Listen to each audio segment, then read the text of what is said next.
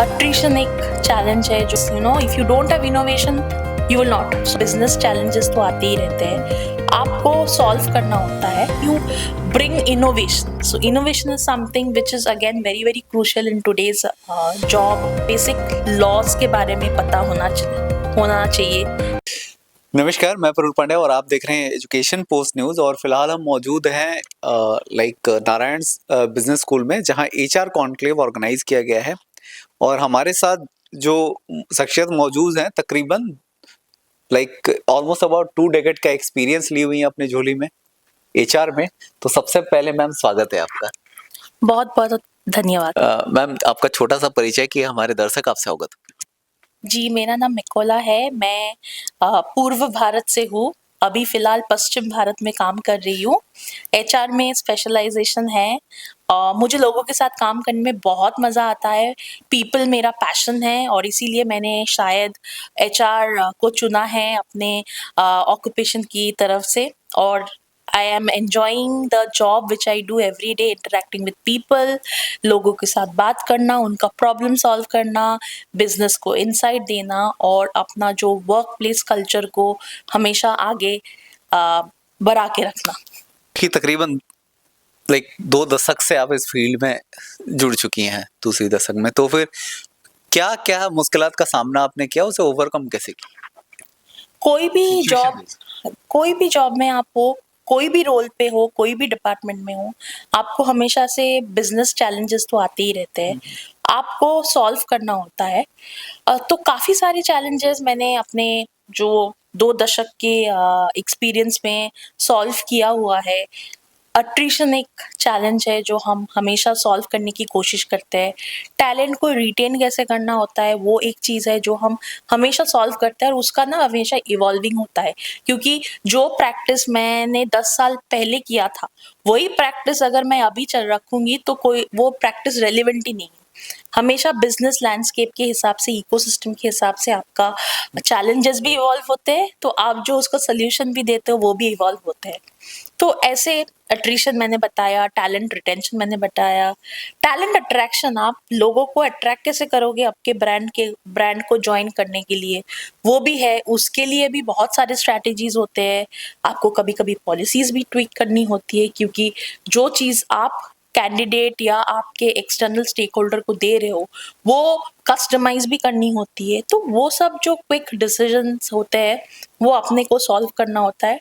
और सॉल्व क्या, उसको मैं प्रॉब्लम के हिसाब से देखती नहीं हूँ, वो तो normal day to day routine का ऑपरेशंस रहता है। आपके पास आता है, आप उसको डिसीजन बनाओ, आपका खुद का क्रिटिकल थिंकिंग, आपका खुद का एनालिटिक्स यूज करके आप उसको बिजनेस डिसीजन बना के इन्फॉर्म योर सीनियर्स। ऑब्वियसली आप कोई भी डिसीजन लेते हो, you keep your stakeholders, internal stakeholders posted about it, because after all it's a business decision which is directly indirectly linked to monetary benefit or maybe monetary loss as well, you never know, depending on the situation we are talking about.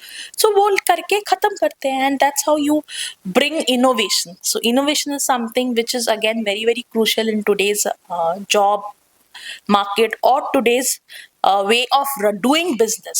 If you don't have innovation you will not have. So your policies of HR, and why only HR, any allied services which is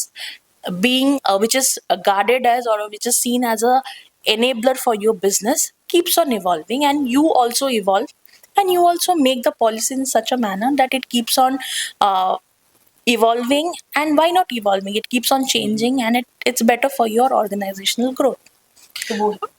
so HR profession के लिए की factors क्या है जो people management में और staffing में help करें? There are various criterias as an HR professional कि आपके अंदर क्या qualities होनी चाहिए। सबसे पहले तो you should be a people's person, right? You need to understand what your candidate wants. That is very very crucial. Second is you should have your listening skills, which is very very important for handling a function as agile as HR. If you don't have the patience to listen to your candidates or to your people who are sitting in the other side of the table, you'll never be able to analyze what they want to say. और उन लोग का problem आप जब तक नहीं समझोगे, आप तब तक उसको सोल्यूशन कैसे दोगे? तो वो एक चीज़ है।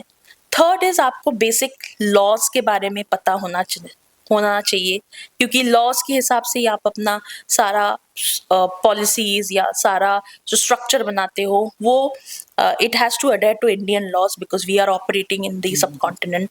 वो होना चाहिए। Plus you should know that what are you doing and ethical practices. A HR professional should have भर के उसमें एथिकल practices होना चाहिए, because HR is a function which is very ethical in nature.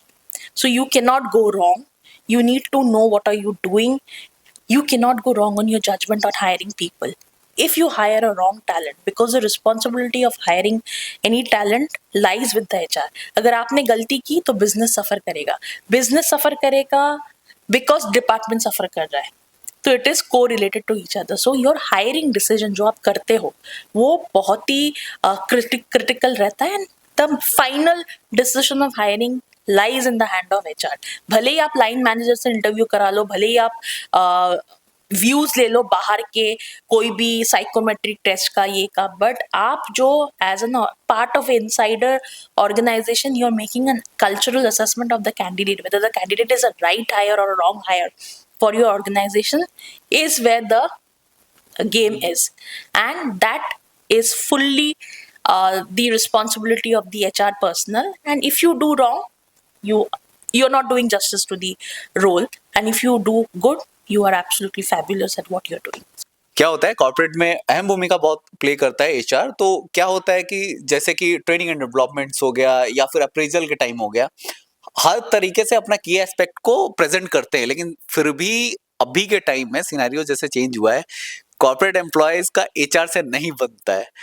उसका कारण क्या हो सकता है? आपको, चूंकि आपका 2 दशक का एक्सपीरियंस रहा है, आपने पूरा जनरेशन बदलते हुए देखा है, तो कैसा आपका एक्सपीरियंस रहा है? क्या-क्या देखा है आपने? देखिए, व्यूज तो मिक्स्ड ही मिलते हैं कि you can't satisfy all everyone. Even आपके जो हैंड में उंगलियां होती है वो भी अलग अलग है। सो व्यूज हमेशा मिक्स मिलते हैं। There are people who are anti HR, there are people who are pro HR. तो उस हिसाब से हम अपना जॉब रोल डिफाइन नहीं करते, और maybe the it's a huge fraternity, it's a huge community. उस हिसाब से we don't categorise ourself. We know what we need to do. If with our policies, with our framework, we can keep many people happy, our job is done. There will be some section of the society or some section of the workforce who will always be disgruntled कि चलो मैं हम खुश नहीं है, ये नहीं किया, वो नहीं किया। और वो जनरेशन के टाइप से भी आता है कि अरे ये एचआर तो बेकार है, एचआर ने ये नहीं किया, मतलब हमेशा दोष देते रहना, वो तो रहता ही है। बट जो हम अच्छी चीज कर रहे हैं, जो कम्युनिटी और जो सेक्शन से अपने को सराहना मिल रहा है, हम उसी के लिए काम करते हैं। और ऐसा नहीं है कि हम हमारे बारे में खराब बोलते हैं हम उसको एकदम कॉर्नर करके देते हैं। हमारा इंटेंशन वो नहीं रहता है, किसी भी एचआर प्रोफेशनल का वो इंटेंशन नहीं रहता है। डाइवर्स ओपिनियन आना अच्छा है, उनसे फीडबैक लेके हम अपने आप को और इम्प्रूव करते हैं, उसी को पॉजिटिविटी बोलते हैं। जो नेगेटिव व्यूज आते हैं उसको पॉजिटिव में फॉस्टर करके कन्वर्ट कर देना ही अच्छी बात है, एंड वही हम लोग करते हैं। अच्छा, एक बात बताइए, क्या होता है ना, जब अप्रेजल वगैरह जब एम्प्लॉय का नहीं होता, वो मार्केटिंग हो, सेल्स हो, ऑपरेशन हो, कोई भी डिपार्टमेंट हो, ठीक है, तब वो एचआर को गाली देते हैं या फिर एचआर के पास आते हैं। एचआर का नहीं होता है तो वो किसके पास जाता है? एचआर का नहीं होता तो हेड ऑफ एचआर के पास जाता है, हेड ऑफ एचआर का नहीं होता तो सीईओ के पास जाता है, सीईओ के पास जाता है, सीईओ बोलता है अरे भगवान मैं खुद ही लोनली हूँ, मेरे पास और कितना प्रॉब्लम लेके आओगे। सीईओ जाता है भगवान के पास। ये साइकिल है। ये साइकिल है। जोक्स अपार्ट, सो एचआर का obviously HR also has in their own department has their structured organizational policy or the performance appraisal policy जो दूसरे लोगों के लिए apply होता है for other department, same is applied for HR also, so they also have to abide by the same. The person who is the guardrail of the policies also has to undergo the same process which the other department is going, so there is no exception to that. So we also follow the same thing. If हम दूसरों को 25 तारीख तक appraisal complete करना है of that month, HR department को भी वही करना होता है और वही पॉलिसी और वही फ्रेमवर्क अपने को यूज करना होता है। So there is no deviation for that. Next question की तरफ चलते हैं। अच्छा, ये एक बात बताइए, कॉर्पोरेट में आपको 2 दशक होने वाला है, 2 दशक हो चुका, तो फिर इतने टाइम में बहुत सारा टेक्नोलॉजिकल चेंजेस हुए, सिनेरियो बहुत चेंज हुआ, कहाँ हर चीजें डायरीज में मेंशन की जाती थी, एक प्रॉपर बड़ा नोटबुक रहता था उसमें लिखी जाती है, अब सारा चीज डिजिटलाइज हो गया है। तो टेक्नोलॉजी अडॉप्शन कितना बड़ा चैलेंज रहा और कैसे आपने किया समय दर समय? अगर जब टेक्नोलॉजी इवॉल्व हुआ, जब टेक्नोलॉजी सामने आई, अगर हमने उसको नहीं लिया है तो हमारा एडवांसमेंट नहीं हुआ था। हैविंग सेड दैट, चैलेंजेस तो होते ही थे। जब हम लोगों ने पूरा मैनुअल से डिजिटलाइजेशन उसको पूरा डिजिटलाइज किया तो उसके लिए भी चैलेंजेस तो थे, ग्राउंड चैलेंजेस थे कि इसको कैसे करें, लेकिन अपने को करना ही था। टारगेट दिया गया था कि पूरा अपने को गो डिजिटल करना है इतने तारीख तक, तो वो अपने को अडर करना ही था। हमने एक्सपर्ट्स का हेल्प लिया, मेंटोर्स का गाइडेंस लिया, सीनियर्स का गाइडेंस लिया कि चलो जब ये ट्रांजिशन फेज में ये चेंज मैनेजमेंट हो रहा है तो इसमें क्या क्या स्टेप्स करना है। अगर वो स्टेप्स में हम लोग फेल करते हैं तो प्लान ए क्या है, प्लान बी क्या है। तो वो पूरा प्रॉपर प्लानिंग करके ही हमने जो लीप लिया डिजिटलाइजेशन पे, तो वो पूरा बैकएंड से काम होके कि चलो ये करने से ये होगा, ये करने से और वो डेफिनेट टाइमलाइन के हिसाब से हम लोगों ने उसको अचीव किया। जो भी बीच में इश्यूज आए, we had to solve it, we had no other choice. And वो सारे जो प्रॉब्लम्स इश्यूज थे वो सारे सॉल्वेबल थे। ऐसा नहीं था कि those were not solvable. So we took time, we thought, we did a proper planning, as I mentioned, we did a structuring, and we did that. So issues which came say 10 years ago is like moving from those manual forms for recruitment to the digital form.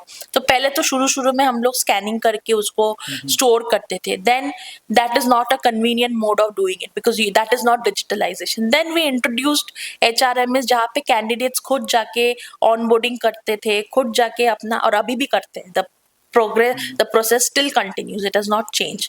So we are doing that, and in the coming months or in the coming years you will see lot of changes in terms of just at a click of a button or a click of a swipe of a card, maybe all your documentation is there as a part of the recruitment process, which is a very crucial component of HR digitalization. And it is for future HR students. It is for future HR students as well. And not only that, also when we are talking about, like today's conclave here was on people analytics. So until unless things are digital, it's there on a click of a button, or to put it in one structured place, you will not be able to deduce data out of that. So if you have to do that, you have to have that proper access to the folders where you have kept the data, and the tools you are using to navigate those data to derive at business decision which you need to take in terms of HR perspective. So that has to happen, and the students obviously they have access to live examples, they have access to live projects which they do in terms of digitalization, and they, by virtue of garnering that, they get experience and exposure, and they can use that when they take up a job in the relevant department with regards to the same. बहुत बहुत धन्यवाद ma'am, आपसे बात करके बहुत अच्छा लगा।